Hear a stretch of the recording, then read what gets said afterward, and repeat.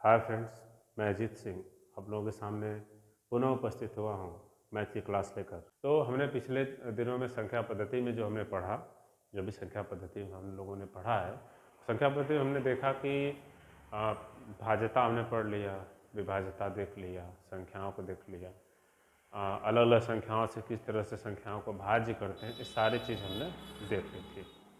यहाँ तक कि मैंने आप लोगों को विभाज्यता पर आधारित कुछ क्वेश्चन भी आपको दिए थे। ठीक है फ्रेंड, तो सबके हमें उम्मीद है कि आप वह चीज़ें जो मैंने आपको दी वो आपके लिए लाभदायक हुई होंगी और आपने उसका लाभ उठाया भी होगा। तो अब आगे हम चलते हैं एक नए टॉपिक की ओर, एक नए विषय की ओर। जो बीत गया है उसे छोड़ देते हैं, है ना। कविता आपने सुना होगा कि जो बीत गई सो बात गई।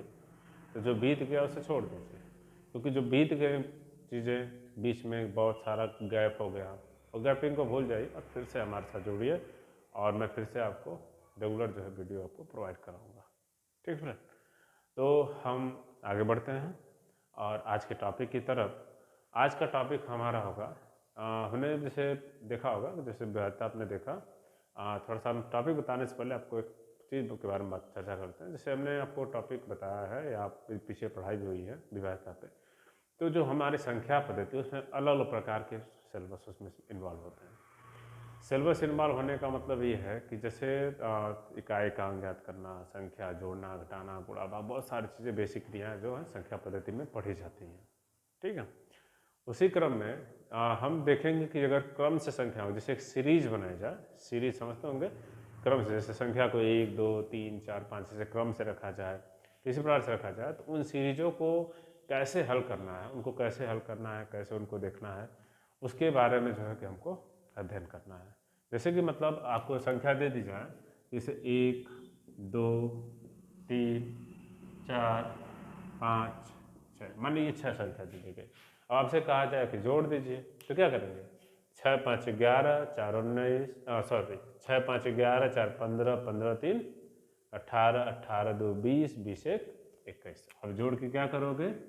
21 लिख दोगे, ये करोगे ना, 21 लिख दोगे। तो यहाँ तो आपका आसान है, मान लीजिए और 2 4 संख्या आ रहे हैं तो अभी जोड़ दोगे, यहाँ तक तो आसान है, कोई प्रॉब्लम नहीं है। लेकिन सम प्रॉब्लम कब होती है? जब ये संख्या बड़ी होती है। अब आपसे ये कह दिया जाए कि 1 से 100 तक की क्रमागत संख्या को जोड़ें, 1 से 100 तक का कह दिया जाए। अब 1 से 100 तक का जब आपसे कह दिया जाएगा तो आप कैसे जोड़ोगे? अब ये नहीं ना 1 + 2 + 3 ऐसे 100 तक करेंगे, ऐसा तो करेंगे नहीं, क्योंकि ऐसा करने में टाइम ज़्यादा लगता है। और जब टाइम लगेगा तो जब हम कंपटीशन एग्ज़ाम में बैठेंगे, जब हम परीक्षा देने बैठेंगे, तो हम टाइम को मैनेज नहीं कर पाएंगे। तो संख्या पद्धति में ये ऐसे क्वेश्चनों के लिए जो क्रम से होती हैं या वर्गों के क्रम से होती हैं, घनों के क्रम में होती हैं, सम होती हैं, विषम होती हैं, उन क्रमों की क्रमागत संख्याओं को हल करने के लिए जो है कि संख्याओं का तरीका दिया गया है, उनके लिए सूत्र दिए गए हैं, फार्मूला दिया गया और नियम दिया गया कि कैसे उनको करना है। समझ में आया फ्रेंड? तो हम उस तरीके से, जो हमको तरीके दिए गए हैं, उन तरीकों से हम क्वेश्चन को हल कर सकते हैं। आगे हम उसको देखते हैं। ठीक है, चलिए फ्रेंड, और फटाक से जुड़ जाइए हमारे साथ, फिर से आ जाइए और एक बार फिर से हमारे साथ खड़े हो जाइए और जुड़ के चैनल को सब्सक्राइब कराइए और वीडियो अंत तक देखिएगा, बहुत मज़ा आने वाला है। जो आज तरीका मैं आपको बताऊंगा, उस तरीक़ों को पढ़ के बहुत मज़ा आने वाला है। कैसे कैसे मतलब हम अलग अलग संख्याओं को कैसे जोड़ेंगे, कैसे निकालेंगे, किस प्रकार से हम ये योग को निकाल सकते हैं, ये बहुत सारी चीज़ें आपको मिलेंगी आसानी से। ठीक है फ्रेंड, हम यहाँ तक कि आपको ये भी बताएंगे। अब जैसे मान लीजिए आप किसी पार्टी में जाते हो, किसी पार्टी में पहुँचते हो और किसी पार्टी में पहुँचे 10 लोग हैं। ठीक है, 10 लोग हैं और 10 लोगों ने, सब लोगों ने एक दूसरे से हाथ मिलाना शुरू किया। मिलाते ही हैं, जब स्वाभाविक है, गए मेरे दोस्त मिले, हाय हाउ आर यू, इनके हाथ मिलाते हैं। ठीक है, तो सब लोगों ने हाथ मिला, तो सबने जब हाथ मिलाया तो कुल हाथ मिलाने की क्रिया कितनी बार हुई, ये कैसे जानेंगे? ठीक है, तो हाथ मिलाने की क्रिया कितनी बार है तो गिनेंगे नहीं ना, तो उसको निकाल सकते, उसका एक फार्मूला है। ठीक, तो हर चीज़ का फार्मूला है, मैं उसको बताऊंगा आपको, एकदम विधिवत अच्छे तरीके से बताऊंगा कि कैसे हम इस प्रकार के क्वेश्चंस को आसानी से चुटकियों में हल कर सकते हैं। ठीक है ना, आ जाइए।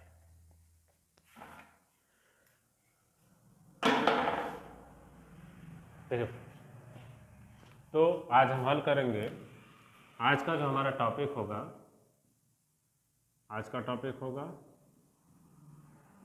क्रमागत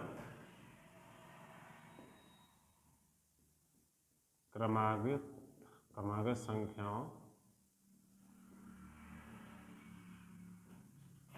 पर या क्रमागत संख्याओं का योग। ठीक है फ्रेंड, क्रमागत संख्याओं का योग, ये आज का हमारा टॉपिक होगा। सुन रहे बात फ्रेंड, हम क्रमागत संख्याओं के बारे में पढ़ेंगे और किसी भी प्रकार की क्रम, चाहे 20 से हो चाहे शुरू से हो, कैसे भी दी गई हो, हम उन संख्याओं के बारे में आज अच्छे से पढ़ेंगे। ठीक है, पढ़ेंगे। अब जैसे होता क्या, सबसे बड़ी प्रॉब्लम ये होती है कि जैसे किसी फार्मूलों के लिए पद निकालना, ठीक है, किसी के लिए भी। अब जैसे अगर मान लीजिए हमको कोई संख्या दी जाती है, हमको कोई भी प्रश्न दे दिया जाता है, कोई भी एनीवे, तो हम के लिए प्रयोग क्या करते हैं, ठीक है, देखते हैं। जैसे जब हमको कोई संख्या दी जाती है, ठीक है, आता है। जैसे हम क्रमागत संख्याओं के बारे में आज हमको पढ़ना है। हमारा टॉपिक है क्रमागत संख्याओं का योग। तो क्रमागत संख्या जब हमको क्रम से संख्या दी जाएगी तो हम उनको कैसे जोड़ेंगे और कैसे उनके बारे में हम ज्ञात करेंगे, हम उनके बारे में आज पढ़ेंगे। बात सुनाए। अब हम इसमें ध्यान देते हैं, जैसे क्रमागत संख्याओं के योग पर अगर हम ध्यान दें तो इसमें ध्यान देने वाली बात ये होगी कि जैसे हमें कोई भी संख्या, जैसे और उसमें कितने पद हैं, सबसे पहले तो जरूरी ये है। जैसे हमको संख्या का क्रम दिया जाएगा तो मान लो हमको 5 संख्या दी जा रही है या 10 संख्या दी जा रही है, 20 संख्या दी जा रही है, 50 संख्या, 100 संख्या, 150 संख्या, कितनी संख्या दी जा रही, ये सबसे पहले जानना जरूरी है। ठीक है, तो हम ये पहले जानने की कोशिश करेंगे। हम आपको अभी सबसे पहले यही बताएंगे कि अगर कोई भी किसी भी प्रकार की श्रेणी आपको दी गई है तो उस श्रेणी में को आप कैसे ज्ञात कर सकते हैं, पदों की संख्या को उस श्रेणी से कैसे, कितने पद दिए गए हैं उसको आप किस तरह से निकाल सकते हो, ये हम आप आज की वीडियो में आपको बताएंगे। ठीक है, तो देखते हैं। जैसे अब देखिए एक फार्मूला क्या होता है इसमें देखिए फार्मूला हम बता दें आपको। सबसे पहले जैसे किसी श्रृंखला, मान लीजिए कोई भी श्रृंखला हो, किसी श्रृंखला में पदों की संख्या, किसी श्रृंखला में पदों की संख्या ज्ञात करना। अब पदों की संख्या कैसे निकालेंगे, पदों की संख्या को हम दिखाते हैं स्मॉल n से। तो पदों की संख्या निकालेंगे कैसे, तो होता है, अब देखिए श्रृंखला जब शुरू होगी तो जो अंक पहले लिखेंगे वो पहली संख्या, जो अंक बाद में लिखेंगे उसको हम क्या कहते हैं, अंतिम संख्या। तो हमारा जो हल होगा वो होगा अंतिम संख्या, फार्मूला होगा हमारा अंतिम संख्या माइनस पहली संख्या, ये हमारा फार्मूला होगा। अंतिम संख्या माइनस पहली संख्या, अंतिम संख्या माइनस पहली संख्या बटे सार्वंतर। ठीक है, पहली संख्या बटे अंतिम संख्या माइनस पहली संख्या बटे सार्वंतर प्लस 1, ये हमारा फार्मूला होगा।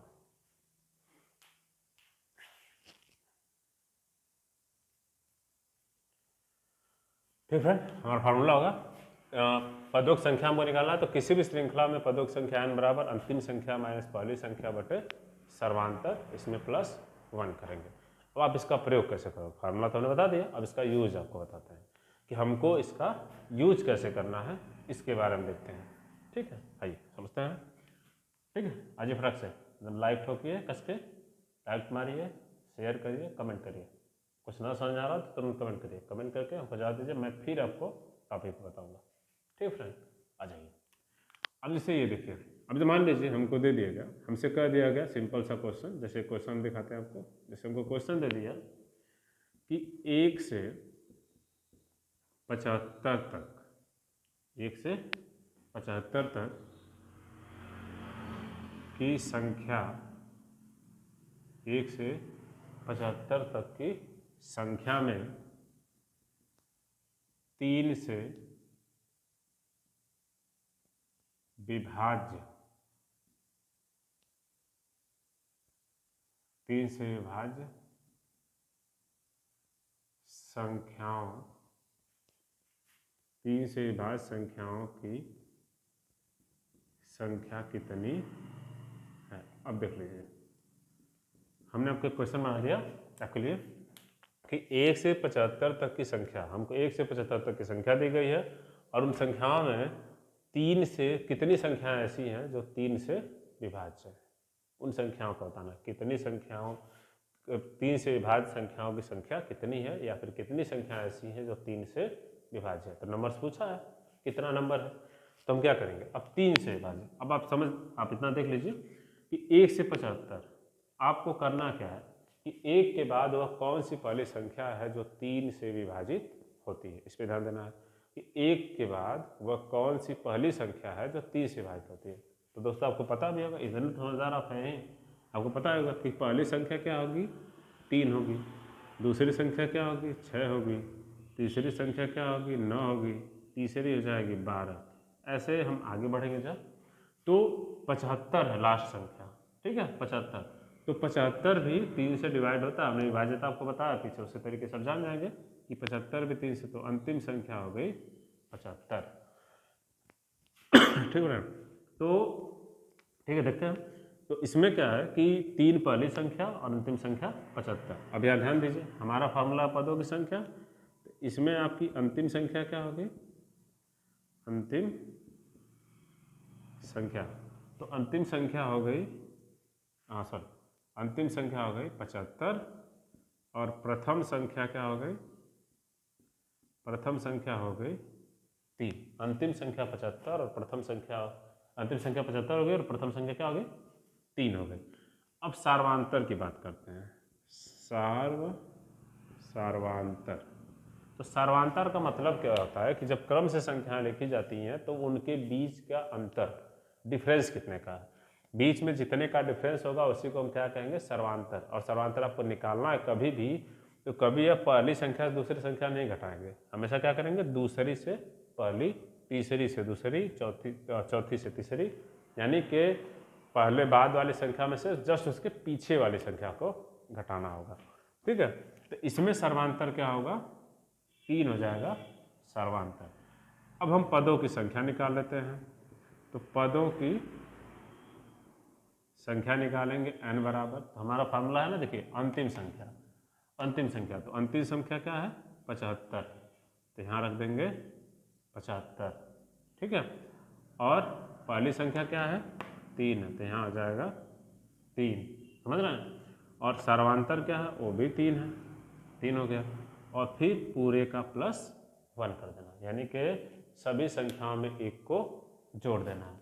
अब जोड़ने के बाद ध्यान दीजिए, 75 में से 3 घटाएंगे, 75 में से 3 घटाएंगे तो हो जाता है 72, और 72 का बटा हो जाता है 3 + 1। अब 3 से 72 को डिवाइड करेंगे, 72 को 3 से डिवाइड करेंगे। जब 3 को 72 को 3 से डिवाइड करेंगे तो कितनी बार जाएगा, हो जाएगा 3 दूना 6 और 3 चौक को 12, 24 बार में डिवाइड हो जाएगा। और 24 में 1 को जोड़ देंगे तो हो जाएगा ये 25, है ना। 24 में 1 को जोड़ देंगे तो कितना आ जाएगा 25। तो पदों की संख्या कितनी हो गई 25, यानी कि अगर 1 से 75 तक की क्रमागत संख्याओं को लिखा जाए तो पदों की संख्या टोटल हो जाती है 25। बात समझ आई। फिर मैं उम्मीद है कि आपको समझ में आएगी, हमने बहुत आराम से आपको बताया, अच्छे से बताया। अब इसमें अगर कोई चीज़ न समझ में आई हो तो इस पर फिर से आप पूछ सकते हैं, मैं आपको इस चीज़ के बारे में दोबारा समझा दूंगा। ठीक है, फिर से आप पूछ लीजिएगा, मैं दोबारा वीडियो बना के आपको डाल दूंगा, आप फिर से पढ़ लीजिएगा। बात समझ में आई। ठीक, चलिए देखते हैं।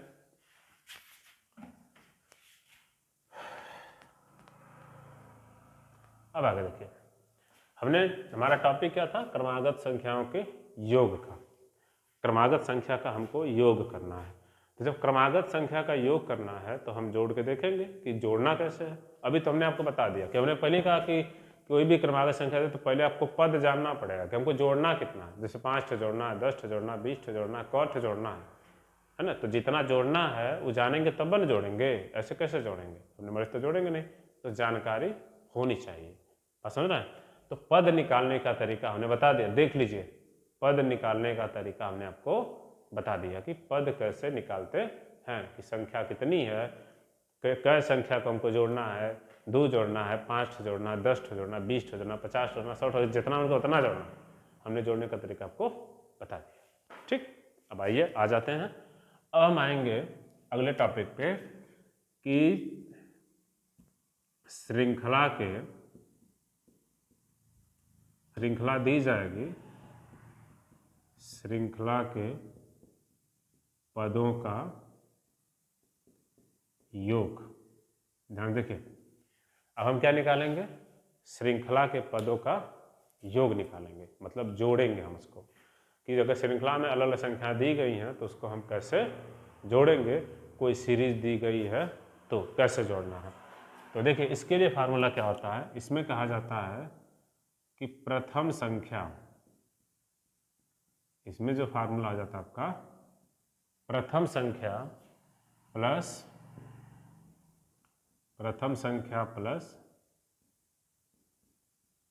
अंतिम संख्या पूरे का बटा 2 गुणे n, हो रहा है। प्रथम संख्या प्लस अंतिम संख्या, इसका देखिए, जब श्रृंखला में हमको पदों को जोड़ना है तो हमको ये करना है, जब भी जोड़ना है तो क्या करेंगे, योग के लिए पहली संख्या लेंगे, अंतिम संख्या लेंगे, दोनों को जोड़ देंगे, जोड़ के 2 से भाग कर देंगे, और भाग करने के बाद जो हम n निकालेंगे इस वाले पहले वाले फार्मूले से, जो अभी मैंने निकाल बताया आपको, तो निकालेंगे उसको क्या करेंगे, इसमें गुणा कर देंगे, यानी n का हो जाएगा गुणा, जिससे हमको योगफल हमारा प्राप्त हो जाएगा। समझ रहे हैं, हमें लगता है समझ में आ रहा होगा आपको। तो इस पर हम आपको एक क्वेश्चन करके दिखा देते हैं कि क्वेश्चन आपको हल कैसे करना है।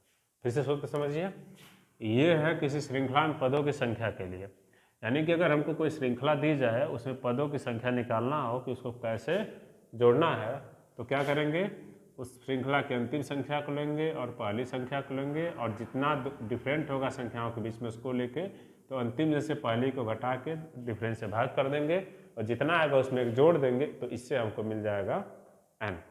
और समझाए। दूसरी चीज़, श्रृंखला के पदों का योग हमको निकालना है, और इस पदों के योग को क्या करना है, पहली संख्या लेनी, फिर अंतिम संख्या लेनी, दोनों को जोड़ना है, 2 से डिवाइड करना है, और जितना हमारा पदों की संख्या जो पीछे आई रहेगी, जो n का मान आया रहेगा, उस n में से इसको घटा देना है। बात समझ आ रही है, ये ध्यान रखिएगा। इससे ज़्यादा जो है, मतलब इतना ध्यान रखिए, सारे क्वेश्चन आप लगा लेंगे। बाकी अलग अलग क्वेश्चनों के लिए अलग अलग नियम भी हैं, अलग अलग क्वेश्चन के लिए अलग अलग नियम भी हैं, लेकिन उन नियमों को हम बाद में देखेंगे। पहले हम आपको एक ये मास्टर सूत्र बता रहे हैं कि किसी भी मास्टर सूत्र है, समझिएगा, कि किसी प्रकार की संख्या को हम इससे जोड़ सकते हैं। बात समझे, चलिए आते हैं। हाँ, बस ध्यान ही रहे कि क्रम से रहे अंतर, डिफरेंस क्रम से रहे। क्रम बदल गया अगर, जैसे संख्या का क्रम अगर बदल जाता है, जैसे पहली संख्या के बीच 2 का अंतर हो गया, पहली दोनों संख्या, फिर बाद वाली दोनों संख्याओं के बीच का अंतर 3 हो गया, फिर 5 हो गया, 7, ऐसे संख्या का नहीं हल होगा। ऐसे मत करिएगा कि कोई भी सीरीज बना के जोड़ दीजिएगा, सुना ना, कोई भी सीरीज बना के जोड़ेंगे तो नहीं जुड़ेगा। बात समझिएगा, हमको इसमें ऐसी संख्याओं को जोड़ना है जिसके बीच में सर्वांतर है ना, वो हमेशा बराबर नहीं। सार्वांतर इसीलिए बोलता है कि मतलब सभी पदों के बीच का अंतर, इसीलिए उसको बोलते हैं सार्वांतर, क्योंकि सभी पदों के बीच का अंतर होता है। तो आइए देखते हैं। अब जैसे हम एक क्वेश्चन के बारे में अध्ययन करते हैं। देखिए, क्वेश्चन जैसे हमको दिया गया था, ठीक है, एक क्वेश्चन दिया गया था, उस क्वेश्चन बाद देखते हैं, या एक क्वेश्चन हम बना लेते हैं। चलिए आइए देखते हैं। मान लीजिए हम कहते हैं क्वेश्चन हमारा आ जाता है 5 के प्रथम 25 गुणजों का योगफल बताइए। 5 के प्रथम 25 गुणजों का, 5 के प्रथम 25 गुणजों का योगफल बताइए।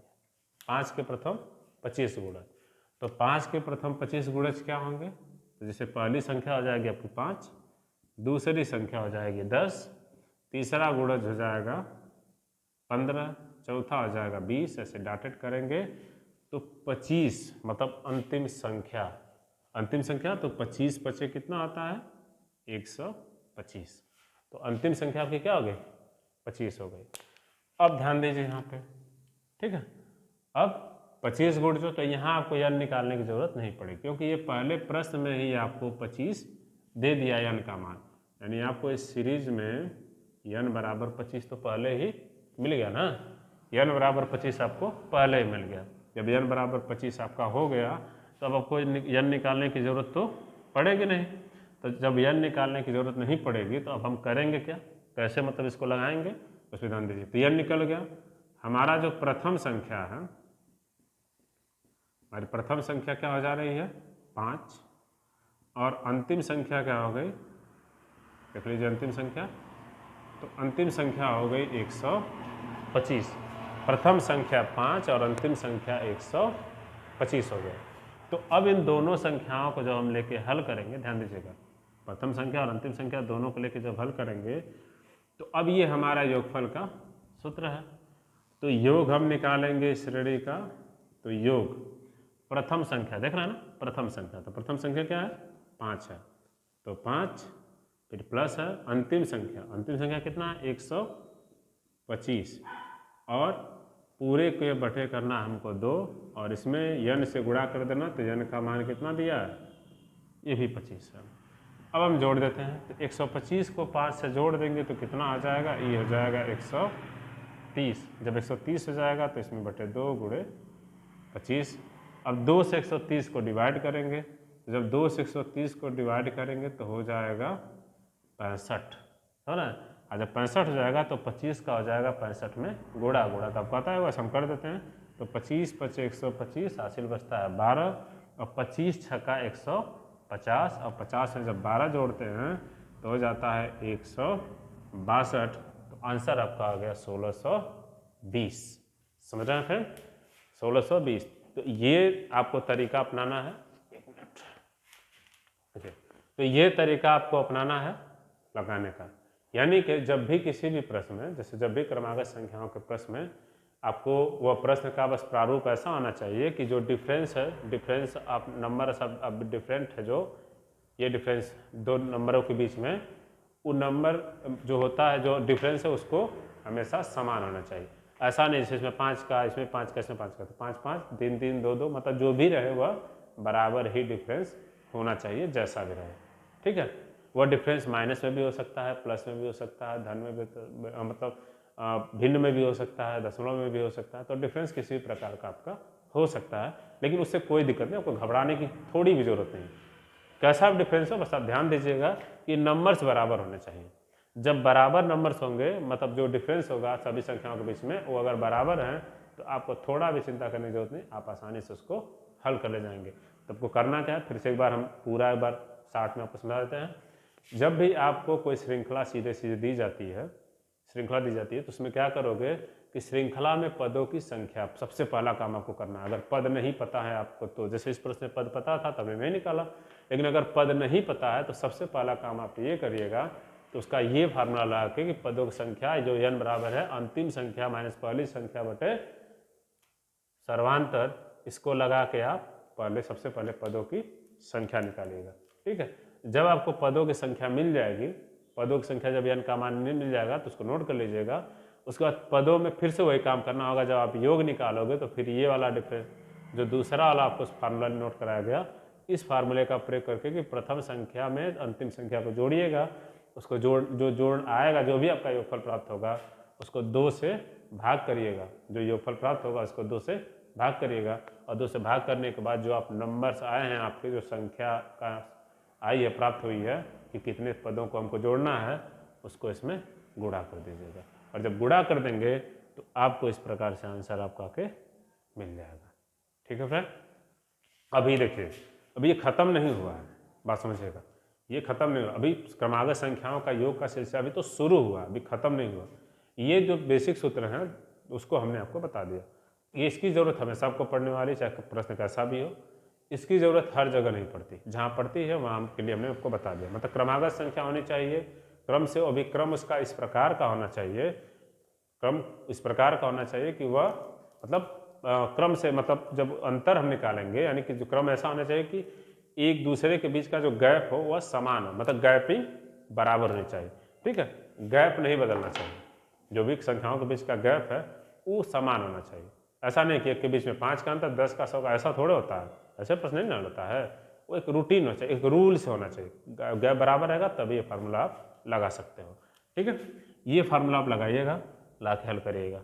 अब बात आती, अभी आपके लिए देखिए रह कर, अभी तो हम क्रमागत संख्या के लिए और एक फार्मूला आपको बेसिक बता देंगे, और हमने कहा था ना वो कि गए पार्टी में और सारे दोस्तों के साथ मिलकर जब हाथ मिला है तो हाथ कितनी बार मिलाया गया, ठीक है, ऐसा प्रश्न।